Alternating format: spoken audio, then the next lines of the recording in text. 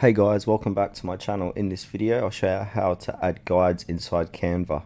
Please make sure to watch this video to the very end so you don't miss out on important information and to not make any mistakes. In saying that, let's dive in. Alright guys, open up Canva and then open up any template or any image. So for this demonstration I'm going to use an Instagram post. So I'm going to create a blank Instagram post. Alright, there's my template for this, but your situation will be different. Now from here, what you want to do is click onto File, top left hand corner of your screen. Then you want to click onto Settings, and then you want to add guides. So go ahead and click on Guides.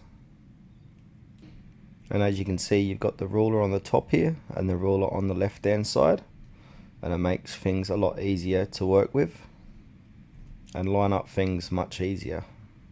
This is basically for more advanced editing inside Canva to add these guides in, but very helpful though.